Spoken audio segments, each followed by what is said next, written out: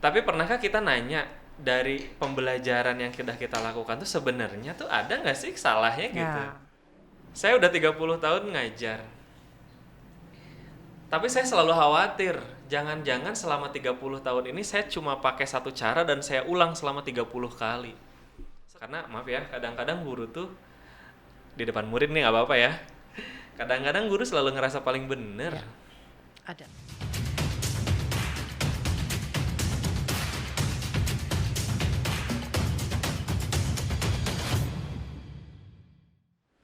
Oke, siap. Saya buka dulu. Hai Sobat Genta, Genta Podcast SMK Kosgoro. Kali ini di Genta Podcast kedatangan tamu istimewa. Oke, tamu istimewa siapa dan apa yang mau dibicarain? By the way, kabar kalian oke kan? Ya, semoga sehat, terus tetap jaga protokol ya kesehatan. Jangan lupa. Oke, langsung aja nih ya. Kita kedatangan salah satu tamu istimewa. Saya bilang, kenapa? Karena kayaknya kita mau bicara agak-agak gimana ya. Mungkin kalian baru, oh iya, oh seperti itu. Nah, langsung aja ya. Oke, selamat pagi dan selamat datang, Kak. Saya manggil Kakak ya. Boleh. Oke, silahkan perkenalkan ke Sobat Genta Podcast SMK Kosgoro. Oke, semangat pagi teman-teman Sobat Genta ya. Sobat Genta SMK Kosgoro dan viewers yang lain. Saya buka ya ini ya. Silakan. Boleh. Satu kebahagiaan saya bisa datang di sini. Nama saya Aldi. Saya guru di Sekolah Global Mandiri Cibubur. Eh, Sekaligus di tahun ini diamanahi untuk menjadi ketua komunitas guru belajar Bogor. Dan satu hal yang paling seneng juga karena hari ini kita bisa ngobrol-ngobrol dan ketemu di sini. Syukur alhamdulillah. Terima kasih udah memberi kesempatan. Oke, itu ya. Jadi panggilannya Kak Aldi aja ya, biar. Boleh. Oke, sip. Wow, keren banget. Kak Aldi ini ketua ya, Betul. ketua komunitas guru belajar Kota Bogor. Iya. Oh, Bogor Raya apa Kota Bogor? Kita saat ini masih merger kabupaten dan kota, Oke. jadi komunitas guru belajar Nusantara KGBN Ya. Bogor Oh, disebutnya. mantap, betul ya. Berarti tiap tamu yang kita undang nih bukan tamu sembarangan loh ya. Orangnya yang keren banget dan pastinya edukatif banget, banyak hal yang kalian harus tahu. Langsung aja nih Kak, kayak tadi perkenalannya. Kak Ali juga boleh manggil saya Bu Iin. Atau Biar mau saya panggil kakak juga nggak apa-apa. jangan, kakak nanti kakak adik kita. Iya, karena kan nggak terlalu jauh sebenarnya Oh kita iya ya, Kak, beda tipis ya. usianya. Oke, siap deh, boleh. Langsung aja nih Kak, komunitas guru belajar. Bisa diceritakan awalnya atau kok bisa langsung tiba-tiba terbentuk komunitas itu gitu? Bisa ceritakan singkat? Oke, saya yakin saya bukan orang pertama ya yang menjadi pemantik diskusi untuk komunitas guru belajar. Ada beberapa teman yang berasal dari berbagai macam daerah gitu.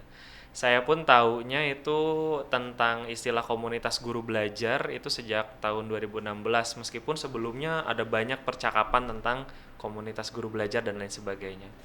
Kala itu saya ikut kegiatannya di Jakarta.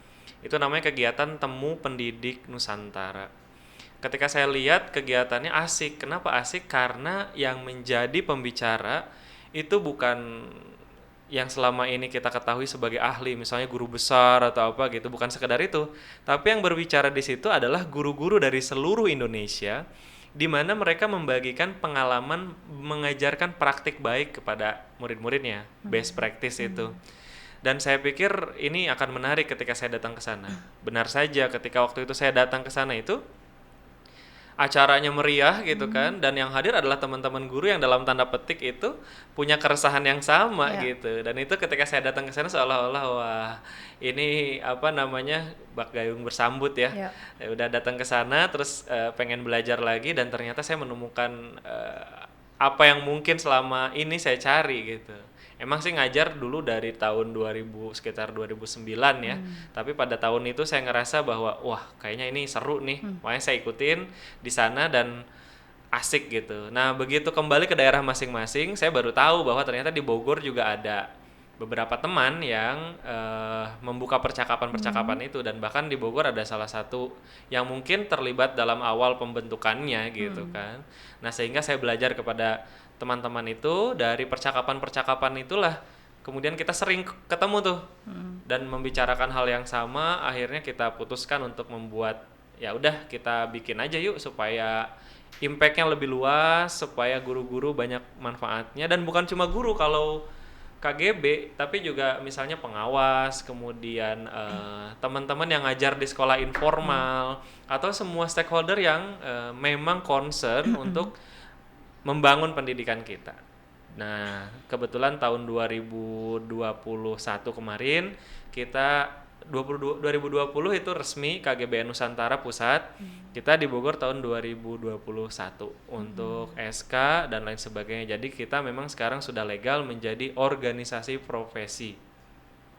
Kan biasanya kalau kita ngedengar organisasi profesi, mungkin yang sudah lama pasti akrab ya dengan beberapa organisasi Ya, guru. ya. Tapi kalau ini baru nih, jadi mungkin masih bertanya-tanya ini makhluk apa sebenarnya KGBN Bogor ini betul. gitu ya. Nah, mungkin hari ini kita bisa explore lebih lanjut lagi. Oke kan, baru tahu kan?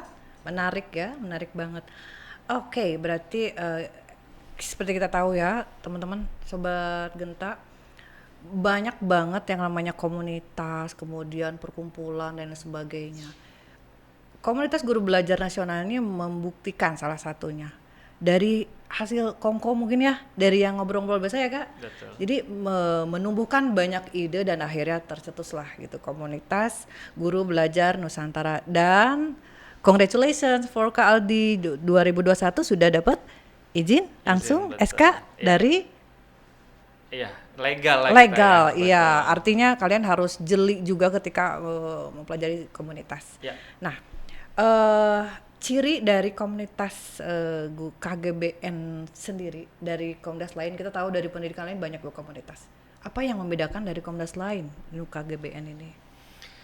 Yang membedakan selain nama tentu saja ya, karena nama udah pasti Iya beda pasti. gitu ya. Ada N-nya, ada Itu beda. Saya kira KGBN itu berdiri dan sekarang berjalan di atas prinsip utama, yaitu kemandirian guru dan refleksi. Inilah kenapa kemudian mandiri dan refleksi itu menjadi motor bagi setiap guru ya. Kita pernah sedikit berseloroh gitu, karena selama ini tuh kadang-kadang kita selalu merasa bahwa pembelajaran kita baik-baik saja kepada para murid gitu kan. Tapi pernahkah kita nanya, dari pembelajaran yang sudah kita lakukan tuh sebenarnya tuh ada nggak sih salahnya gitu? Ya. Bahkan saya waktu itu pernah ngobrol sama temen nih, bukan temen lah, ini guru saya di Bandung, dia udah 30 tahun mengajar. Ya. Satu kalimat yang saya ingat sampai sekarang, kata dia begini, saya udah 30 tahun ngajar, tapi saya selalu khawatir, jangan-jangan selama 30 tahun ini saya cuma pakai satu cara dan saya ulang selama 30 kali. Setiap tahun, setiap ada murid baru, setiap ada angkatan baru, setiap ada kurikulum dan lain sebagainya, saya cuma punya satu cara. Saya khawatir, kata dia gitu, jangan-jangan saya cuma punya satu cara dan saya ulang-ulang selama 30 tahun. Apa itu? Maksudnya apakah iya satu cara doang dan kemudian diitukan? Sedangkan muridnya beda, materialnya beda, karakter muridnya beda dan lain sebagainya, itu beda juga. Itu yang kita sebut dengan refleksi. Jadi beranikah kita untuk paling tidak berkaca terhadap apa yang udah kita lakukan sebagai guru loh. Karena maaf ya, kadang-kadang guru tuh di depan murid nih nggak apa-apa ya, kadang-kadang guru selalu ngerasa paling bener. Ada Yang kadang-kadang ada selalu merasa paling bener, dan it's okay semua yang saya lakukan bener gitu kan. Tapi beranikah kita untuk nanya sedikit aja dengan rendah hati, coba pembelajaranku tuh sebenarnya udah bener belum ya? Dan kira-kira kalaupun misalkan bener, indikatornya apa? Misalkan kita bisa bertanya kepada murid-murid kita. Emang sih rata-rata kalau murid itu kan begitu ditanya fine-fine aja. Fine. Tapi esensi dari pembelajarannya, kemudian manfaat dari apa yang dipelajari, implementasi di kehidupan sehari-hari dan konteksnya itu kira-kira masuk apa tidak gitu. Nah, kemampuan refleksi ini yang penting di KGBN kita. Oke. Yang selanjutnya kita punya nilai-nilai seperti misalnya kemerdekaan. Jadi seorang guru, kan kalau Ki Hajar Dewantara tuh pernah bilang hanya guru yang belajar yang boleh mengajar. Ya. Gitu. Nah, jadi kemerdekaan itu harus dimiliki oleh setiap guru. Maksudnya merdeka dari berpikir, minimal merdeka dari diri sendiri yang menganggap bahwa aku selalu benar gitu. Harus ada guru-guru dan bahkan harus banyak guru-guru yang refleksi terhadap diri sendiri. Nah, maka merdeka berpikir dari hal-hal tersebut. Yang kedua, guru itu harus terus meningkatkan kompetensi. It's a new generation ya yang kita hadapi. Dulu mungkin ketika ditanya cita-citanya, kamu mau jadi apa? Ya. Dokter. Ya. Kamu mau jadi apa? Pilot. Pilot. Aku mau Iya, jadi polisi. Kalau sekarang kamu mau jadi apa? Aku mau jadi YouTuber. Ya, gitu kan. Betul. Aku mau jadi Content creator. content creator. Aku mau jadi Gozali everyday. Misalkan gitu kan. Iya kan, itu kan dinamika Iya, gitu. iya. Nah, bayangkan dengan konteks yang tadi, cara yang sama diulang selama 30 tahun. Iya. Apa yang terjadi dengan generasi ini? Betul. Caranya sama dan lain sebagainya gitu.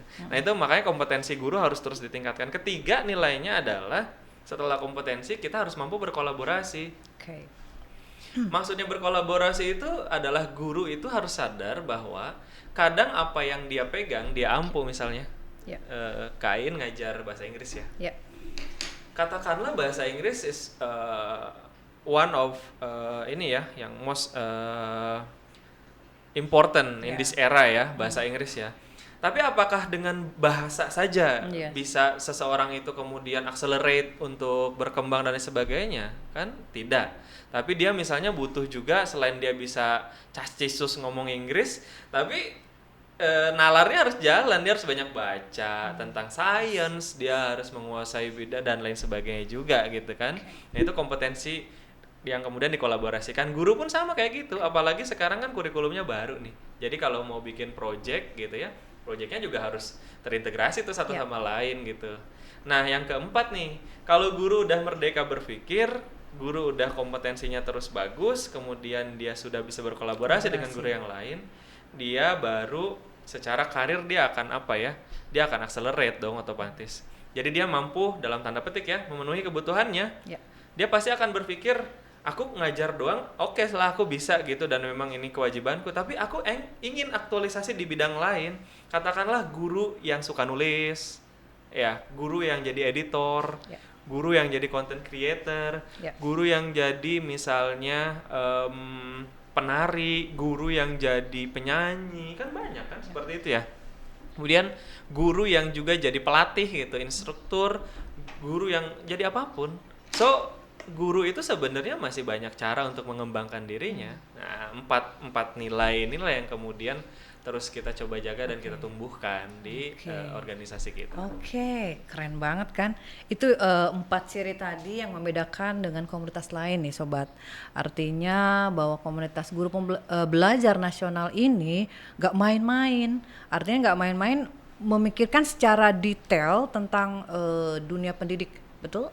Jadi apa ya? Kadang mohon maaf nih, kadang misalnya sekarang lagi hiruk pikuk tentang pemberitaan bahwa nasib guru bagaimana dan lain sebagainya, tanda besar ya, tanda tanya besar.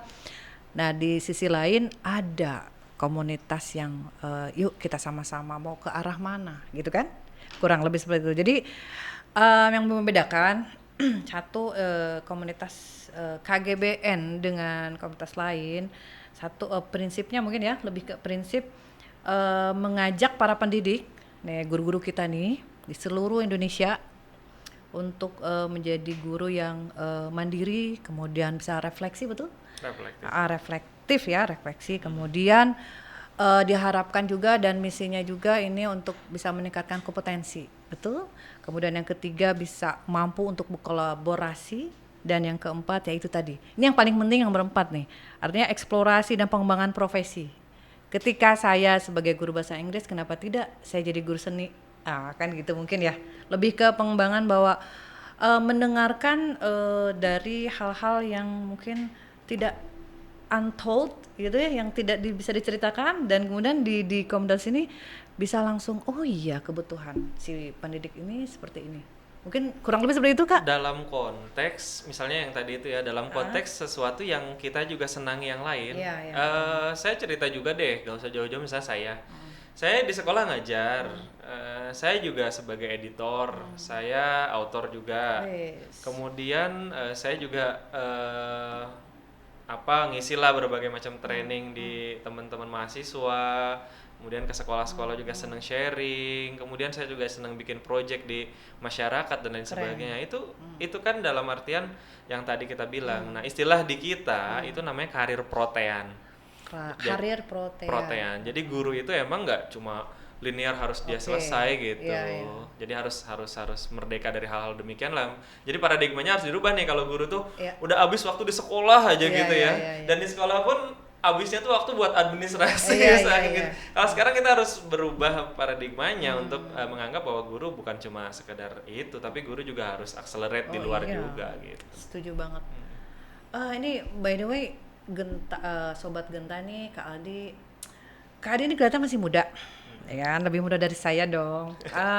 Kita nggak tahu nih lulus kapan, terus kemudian masih single atau udah punya buntut atau ini pertanyaan yang lebih susah dari UN.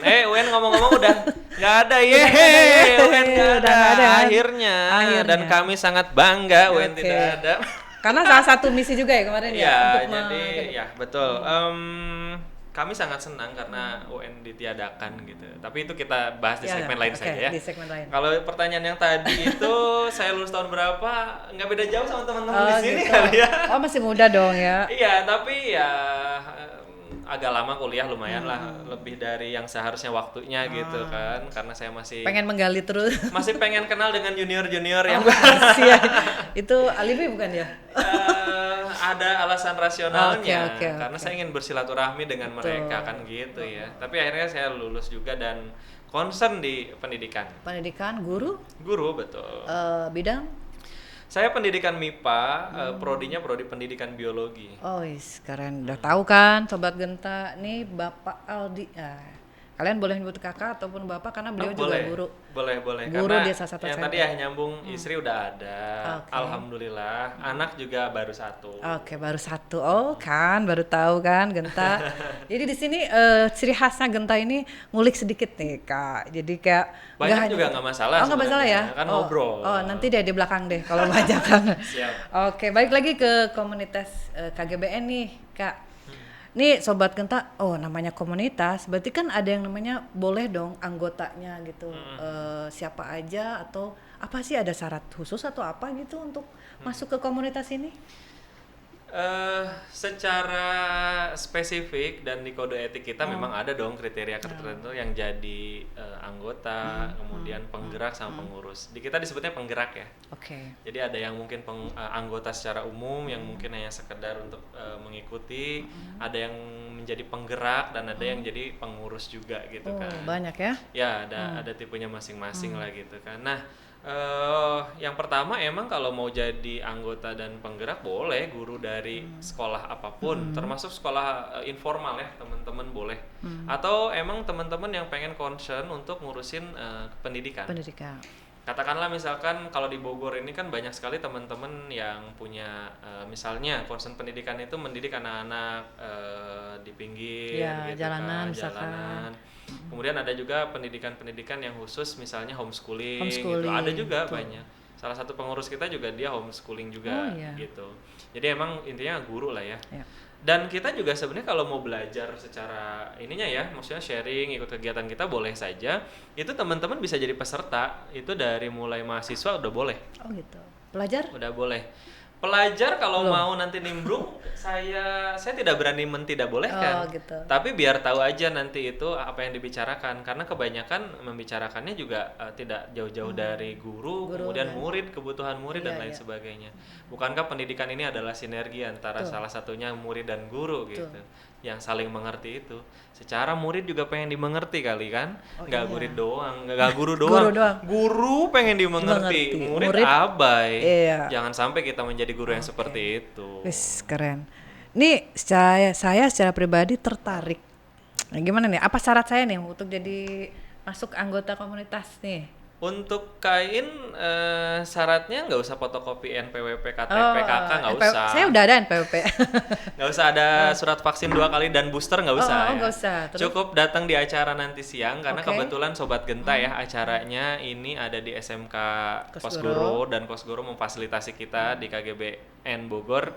Jadi nanti datang aja dulu, kemudian kita ikuti dulu kegiatan-kegiatan seperti apa untuk nanti ke depan kalau misalkan mau.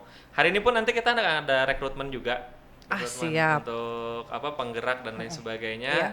Boleh ikut, ajak sebanyak-banyaknya guru di sini. Bila perlu nanti teman-teman bikin liputan khusus tentang acara itu. Wow, akan sangat senang sekali ya kita dari Oke teman-teman guru gitu untuk hal tersebut. Iya. Tuh saya kasih konten. Oke deh, siap. Itu secara nggak langsung ya, secara Ya. nggak langsung. Oke deh.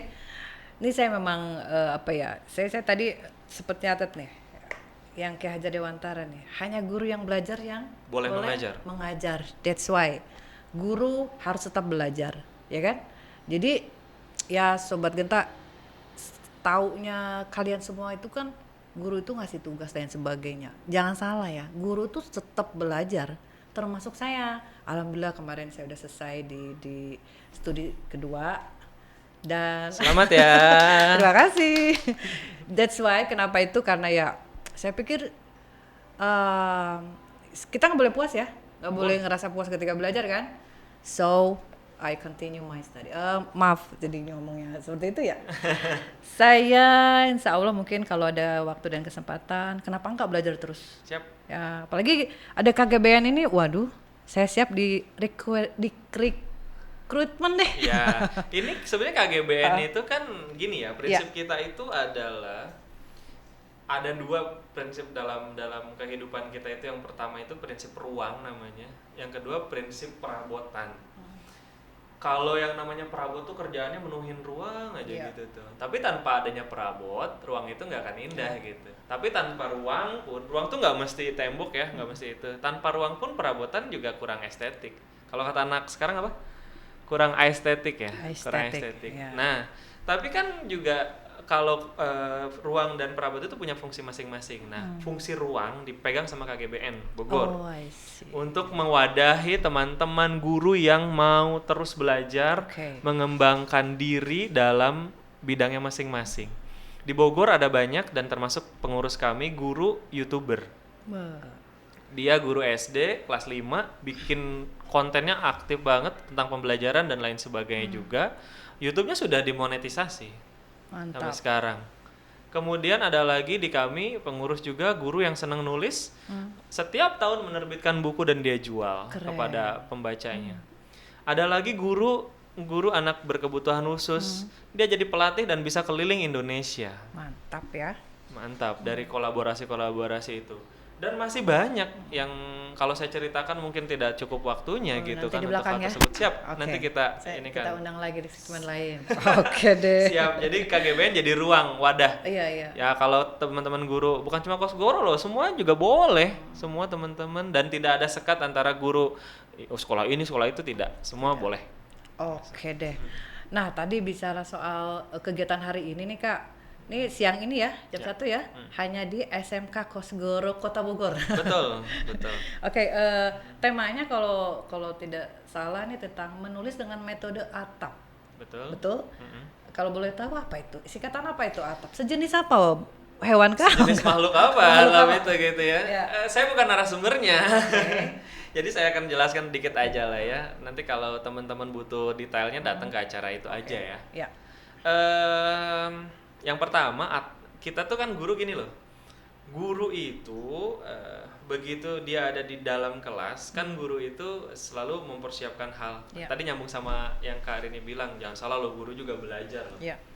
Teman-teman ada yang orang tuanya guru apa enggak? Kalau ada, lihat bahwa guru itu kerjanya tuh luar biasa, bahkan sampai overtime. Dan kadang misalnya ya udah segala macam pekerjaan rumah, tidur dulu sebentar, malam bangun lagi nyelesaikan laporan, segala macam gitu ya.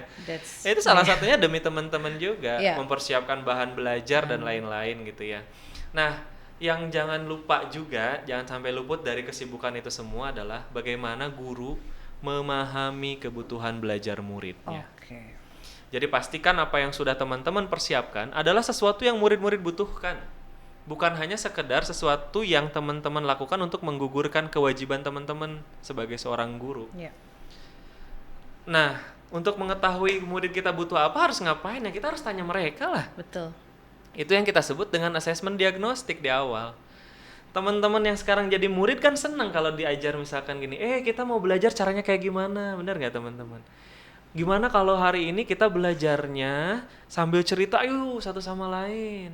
Meskipun misalkan belajarnya apa ya, kalau pertelepasian belajar apa sih misalnya? Lighting ya, misalkan lighting gitu ya. Nggak harus gini doang, misalkan guru masuk, oke, buka halaman sekian, Teori. kamu baca paragraf sekian, kamu baca sekian-sekian sampai akhirnya, oke silakan kerjakan, gurunya nyantai. Nggak seperti itu aja, tapi guru begitu masuk ke kelas aja harus wah dengan ini kan auranya beda ya kalau guru masuk seperti itu ya. Senang sekali bisa dengan teman-teman ini. Oke, hari ini teman-teman kita mau belajar tentang sesuatu yang baru nih. Tapi sebelum Pak Guru ngasih tahu sesuatu yang baru, coba perhatikan. Ini ada yang nyala nih teman-teman ya. Tahu nggak teman-teman nih? Gitu kan. Jadi explore dulu gitu kan. Nah, untuk mengetahui apakah mereka senang apa tidak dengan pembelajaran itu dan apa kebutuhannya, kita harus diagnostik dari awal. Ya. Diagnostik itu bisa dalam bentuk form, misalkan nanya-nanya nama orang tua segala macam. Kita jadi tahu latar belakangnya. Minimal kita tahu gaya belajar mereka. Karena misalnya di satu kelas ada 20 orang. Semuanya tuh pasti beda dan nggak bisa disamakan. Sedangkan guru rata-rata mempersiapkan bahan ajarnya hanya untuk SCTV, satu untuk semua gitu ya. Nanti sensor ya, sensor. Enggak. Jadi apa ya? Yang mungkin yang membutuhkan gaya belajar auditori ya gayanya gitu juga dikasihnya, yang belajar kinestetik gitu juga. Sehingga terjadilah dalam tanda petik malpraktek di kelas itu kan. Ini bahaya juga nih kalau untuk teman-teman. Kan kalau teman-teman minimal dimengerti itu murid-murid itu akan sampai kepada titik di mana mereka tuh seneng sama personnya dulu. Kalau guru ya minimal. Kalau murid udah seneng sama guru teman-teman, biasanya ya teman-teman murid nih udah seneng sama guru, kira-kira ngikutin belajarnya enjoy nggak biasanya?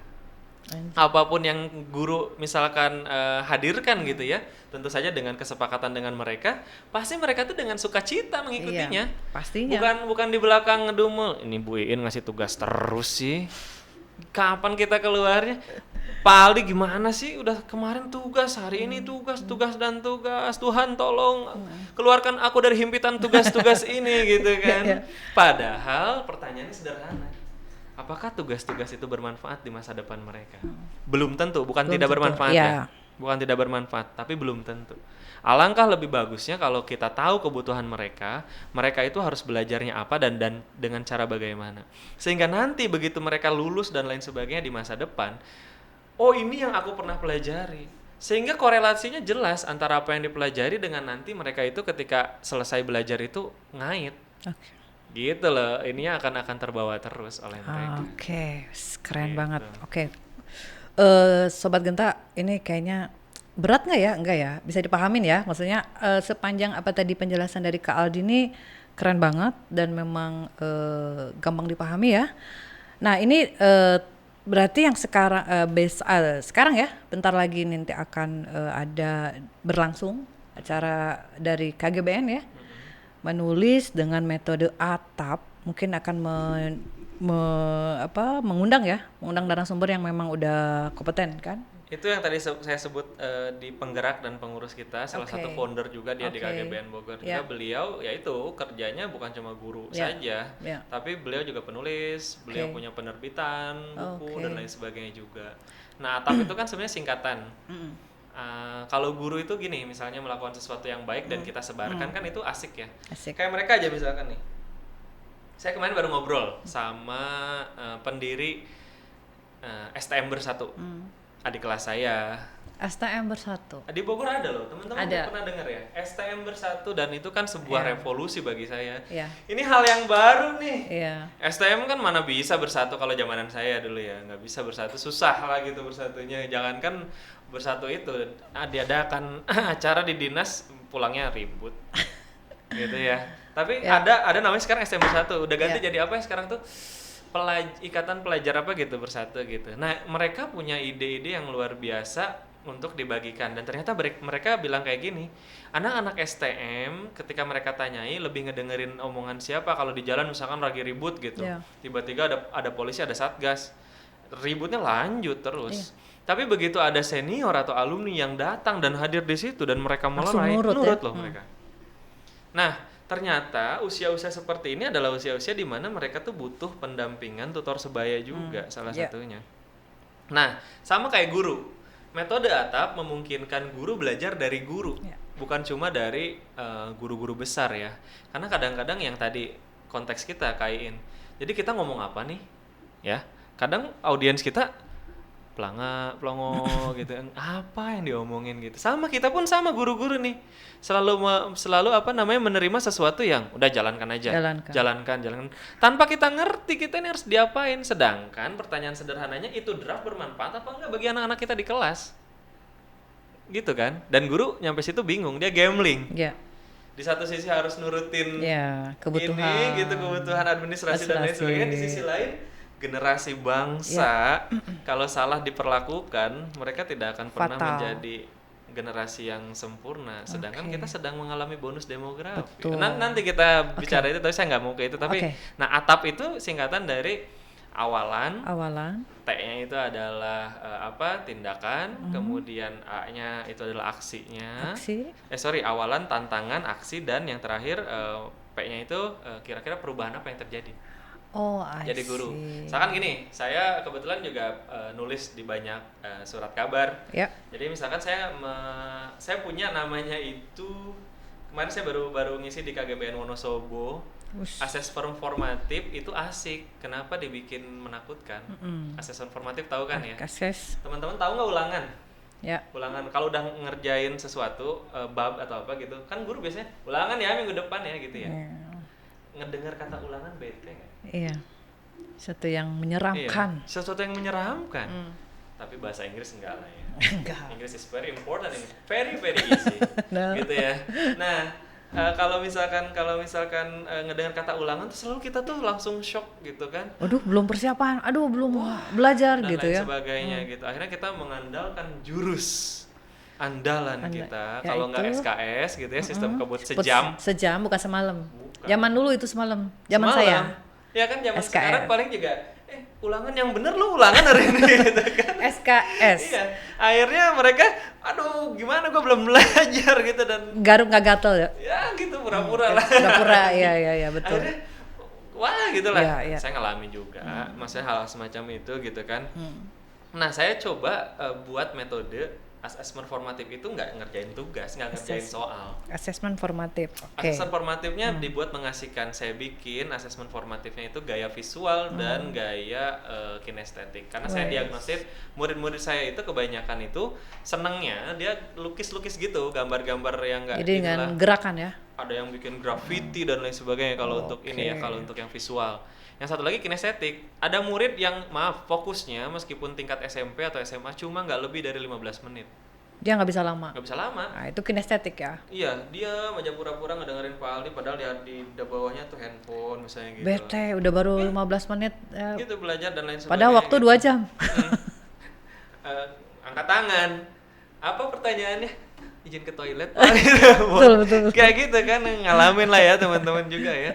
Kirain mau nanya, taunya izin ke toilet. Iya, nih. betul. Mau ditahan-tahan takut batu ginjal gitu ya, kasihan gitu ya dia. Iya. Mau diinin juga dia itu akhirnya ya sudah gitu. Tapi itu benar kejadian. Dan itu anak kan sakti ya, anak seperti itu tuh. Begitu keluar kelas, toilet itu depan belok kanan loh. Tapi ngelihat teman-temannya di kantin, belok. dia putar arah. Iya, putar arah. Bila perlu dia ya, 2 kali putaran. Teman-teman ya. Iya. Saya ngeliatin aja dari jauh gitu kan. Oh iya, toilet udah ganti posisi sekarang ya, bukan belok lagi belok. ke arah sana ya. Nah, saya bikin asesmen formatif itu dalam bentuk itu. Jadi, misalkan teman-teman dalam satu bab nih, misalkan sains sudah belajar tentang organ tumbuhan. Teman-teman yang visual boleh bikin desain sesuai teman-teman dan boleh pakai apa aja, yang penting di kertas A4. boleh pakai krayon, boleh pakai spidol, pensil warna dan lain sebagainya. Ada yang gambar, ada yang pakai graffiti, ada yang pakai cuma main mapping dan lain sebagainya. Tapi mereka harus presentasikan. Ya. Ketika mereka presentasi, yang audiensnya adalah teman-teman yang kinestetik. Meskipun mereka nggak bisa berhenti dan lain sebagainya, tapi mereka akan menanggapi. Di situ ada interaksi. Oke. Salah satu hal yang paling penting dalam belajar adalah interaksi. Multi arah gitu. Temannya, gurunya, betul. gitu ya. Jadi bukan cuma interaksi gitu doang. Zamanan saya masih ada idiom gini loh, ngedengerin Pak itu kayak ngedengerin radio Rusia. Pernah kalau di sini udah nggak ada ya? Nggak ada, gitu ya. nggak ada. SMA gue sekarang nggak ada. Dan jangan sampai ada lah. Bantu melawan miskonsepsi semacam itu gitu ya. Yang itu nggak ada. Nah, mereka seperti itu. Nah, kalau yang kinestetik mereka nggak bisa gambar kan. Mereka cuma gerak dengan gerakan-gerakan mereka menjelaskannya gitu. Mereka ngejelasinnya sambil gini-gini, sambil. Tapi ada yang mereka peroleh gitu. Ada yang nanya ke saya, terus Pak nilainya gimana? Mau nilai berapa? Saya tanya sekarang. Iya. Angka itu gampang kan? Angkanya mau berapa? Saya bilang seperti itu. Karena berapapun angka yang saya berikan tidak akan mampu secara betul-betul objektif menggambarkan kompetensi anak tersebut. Setuju. Karena angka itu sangat terbatas gitu. Nah, ini yang harus keluar ya, yang paradigma guru yang harus keluar di situ. Anak-anak yang sekarang ini kru yang ada di belakang kita, kalau di-convertkan ke angka, meskipun mereka dapat 100, bagi saya tidak layak. Karena 100 itu tidak mencerminkan seluruh kompetensi mereka. Mereka jauh melampaui itu gitu loh. 1000 bisa jadi. Kalau di rapot ada. Kalau ada. Nah, sayangnya kan kita harus ada yang dilaporkan rapot. Harus. Nah, itu dia patokannya. Ya sudah, saya bilang gini aja, bikin aja nilai mereka rapot dan amankan itu. Amankan. Tapi yang paling tahu dan ngerti siapa mereka, bagaimana kepribadiannya, perkembangan belajar dan lain sebagainya siapa? Kita. Guru dong yang paling mengerti. Yes. Nah, guru harus juga memberikan umpan balik kepada mereka. Umpan balik tuh maksudnya tuh mereka tahu perkembangannya udah sampai sini loh. Bab ini tuh kamu udah menguasai ini aja. Kamu kayaknya belum menguasai tentang ini deh. Nanti ya baca-baca lagi, nanti ini lagi. Dan kita tentu saja punya rubrik penilaian sendiri. Oke deh. Itu atap. Nanti deh nanti lebih lanjut tentang apa itu atap, kemudian narasumbernya siapa dan lain sebagainya. Itu kayaknya seru banget. Saya nggak akan nggak akan melewati dulu ya. Jangan spoiler terlalu banyak lah gitu ya. Tenang aja, tenang. Oke. Itu ya Sobat Genta. Jadi kalau misalnya kalian berpikir bahwa guru itu sekali lagi, saya bukan di sini berbicara bahwa saya guru, tapi dalam hal ini adanya komunitas KGBN ini mengajak dan merubah paradigma itu ya. Paradigma bahwa guru itu hanya digugu dan ditiru, mungkin tanda kutip. Tapi lebih kepada aware lingkungan, kemudian terutama di kelas. Jadi jangan salah, guru itu sangat memperhatikan tingkah laku kalian di kelas per pribadi, betul? Jadi kebutuhan kalian, nilai itu apa ya? Saya pikir betul, saya setuju. Mau nilai berapa itu sangat gampang, betul? Tapi lebih kepada kemampuan dia dalam proses belajar itu. Betul. Oke. Tadi dikutip dibahas sedikit tentang menulis dan membaca mungkin ya, dalam artian harus banyak membaca. Nah sedikit aja nih Kak, karena saya juga di sini dalam pengembangan perpustakaan digital nih Kak. Nah saya pengen tahu pendapat Kak Aldi secara pribadi tentang pentingnya literasi buat anak-anak zaman sekarang nih. Kita sebagai guru pendidik dan mereka sebagai pelajar, seberapa penting sih literasi itu untuk mencapai tujuan-tujuan mereka menurut Kak Aldi? Kalau pertanyaannya adalah seberapa penting, nah kan kalau berapa itu ukuran bilangan. Bilangan ya, apa ya? Penting nggak? Kalau itu jawabannya udah pasti. Udah pasti penting ya, tanda seru 3 tanda lagi. Seru 4. Iya. Jadi penting banget literasi itu karena literasi itu kan jadi kompetensi yang harus kita miliki ya di abad ini gitu. Teman-teman sadarlah bahwa abad ini generasi teman-teman tuh beda dengan generasi kita ya, Sobat Genta ya. Sobat Genta tuh harus mengerti juga bahwa zaman sudah berubah. Tolong ingetin kami juga, bantu ingetin kami guru-guru yang mungkin dalam tanda petik masih ya tadi ya terdapat miskonsepsi ya di guru-gurunya, termasuk soal literasi. Ya. Saya pernah menulis dan waktu itu saya ada fotonya. Jadi mereka tuh menangkap bahwa literasi itu hanya membaca satu jenis bacaan gitu ya yang sama, bahkan sampai membaca koran Ya. setiap pagi dan lain sebagainya. Tapi tidak pernah kita mengulik dan breakdown lebih tentang kemampuan literasi. Karena yang kita tahu katanya literasi itu cuma menulis, membaca, berhitung gitu ya. Padahal di luar itu semua sebetulnya literasi sangat-sangat luas maknanya. Dan salah satu literasi yang harus kita baca adalah peristiwa yang ada gitu. Nah, maaf ya agak sedikit ditarik jauh. Kalau tidak salah dulu memang sih perintah dalam agama kita, agama saya lah, membaca kan kalau nggak salah Iqra ya. Cuma pertanyaan saya, malaikat ketika bawa itu bawa buku nggak? Saya berani menjawab kayaknya enggak deh. Enggak deh, ya. Berarti pertanyaannya baca apa? Ya. Kalau saya berhipotesa, tentu saja belum tentu benar. Harus membaca peristiwa yang ada di sekitar kita gitu. Betul. Nah, peristiwa itulah yang kita kadang-kala luputkan dari pelajaran-pelajaran kita. Jadi anak-anak salah satu yang harus membaca peristiwa itu ya nggak cuma harus terpatok di buku pelajaran. Betul. Sebenarnya belajar itu bisa dari sesuatu yang sangat luas gitu. Iya. Katakanlah kalau kan kadang-kadang gini, begitu diomongin belajar keluar kelas, paling itu mah pelajaran IPA doang yang bisa gitu kan. Betul. Padahal nggak juga.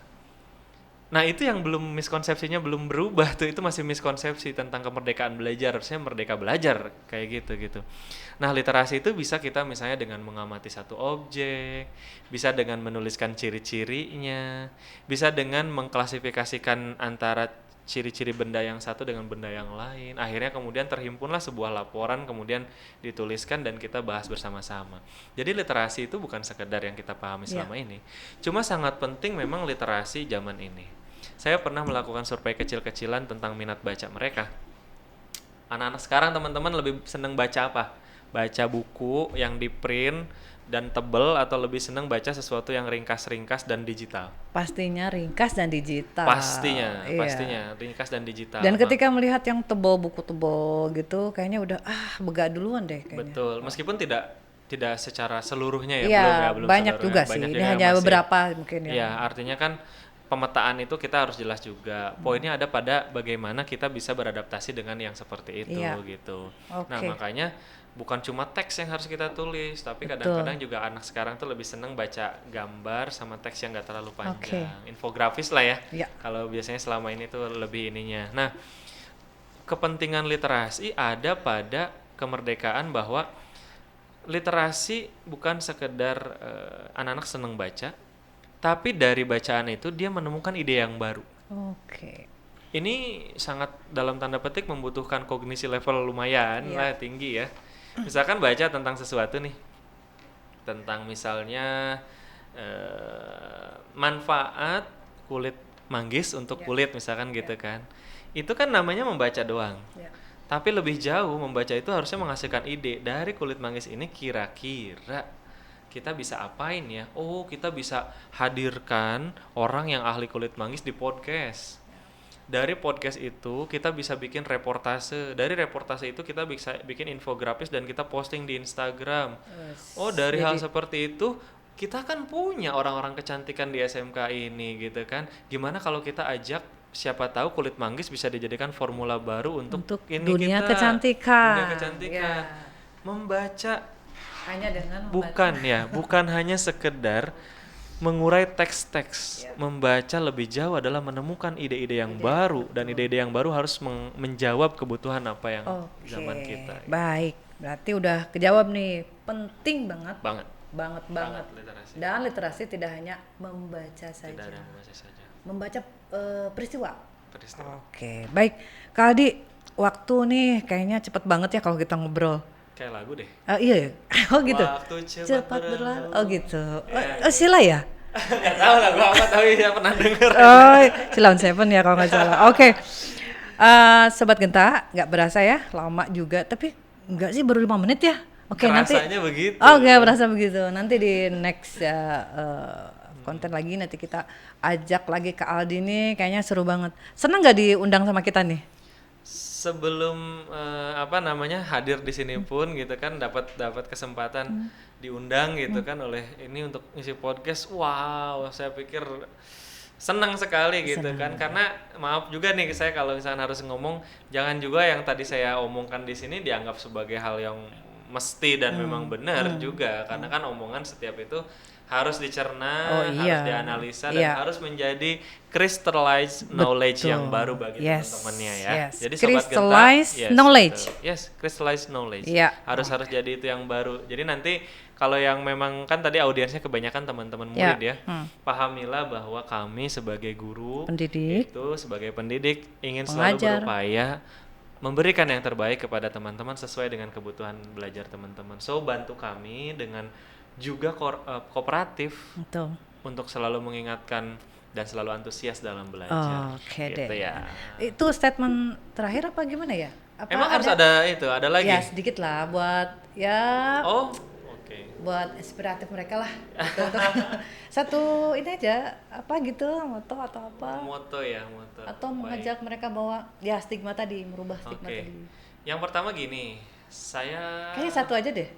Oh ya, satu ya. Kalau yang pertama tuh ada dua. Iya, harus 3, 4, 5. Baik. Satu aja. Saya pernah belajar dan jadi pelajar ya. Jadi pernah belajar sebagai pelajar. Dan selama saya jadi murid itu, pelajar, sedikit yang mengerti guru-guru tentang kebutuhan saya. Dari ketidakmengertian itu kadang-kadang murid mencari sumber-sumber yang memang menurut mereka mampu memuaskan kebutuhan mereka. Di zaman ini berbeda dengan zaman dulu. Kalau zaman dulu tuh anak yang punya buku paket, buku LKS sama referensi yang lain, dia pasti dapat nilai paling bagus karena dia banyak sumbernya. Sekarang teman-teman ngeklik apa di Google, muncul semuanya. Inovasi sudah banjir gitu. Yang ada adalah bagaimana cara memfilter informasi sama mempergunakan informasi. Filter informasi dan mempergunakan informasi. Crystallized knowledge itu yang kayaknya harus jadi ini deh. Nah, gunakan itu untuk terus ngobrol dan nongkrong. Banyakin ngobrol dan nongkrong dengan teman-teman, membicarakan hal yang bermanfaat, kolaborasi dan telurkan ide-ide baru. Setelah itu laporkan ke guru kalian. Kami inginnya begini, kami inginnya begitu, dan tolong ketika mendengar itu semua guru harus akomodatif. Jadi saya kayaknya itu 1, 2, 3 apa satu aja itu? Satu aja ya. Diringkas aja lah. Oke, Sobat Genta, ya keren banget ya. Maksudnya komunikatif, edukatif banget. Mudah-mudahan dapat benang merah ya. Kata si Sule, benang merahnya apa? Benang merah. Yang pasti satu yang bisa saya ambil tadi tuh benar-benar quote dari Ki Hajar Dewantara. Remember, ingat, hanya guru yang belajar yang boleh mengajar. So, kita guru tuh tetap belajar kok. Tidak hanya memberikan tugas. Baik, kalau begitu Kak Adi, terima kasih atas waktunya. Sama-sama. Nanti lain kali mau ya diundang lagi ya. Collab lah sama kita kalau ada podcast di sana ya. Boleh. Juga ya. Saya kebetulan founder di sana juga podcast. Jadi kalau misalkan nanti teman-teman berkenan, boleh kita collab di sekolah kita kami juga. Siap. Baik. Sobat Genta, ya. Untuk next nanti jangan lupa yang belum subscribe, kemudian ditonton sampai habis. Jaga kesehatan ya. Bye-bye. Assalamualaikum. Bye, assalamualaikum.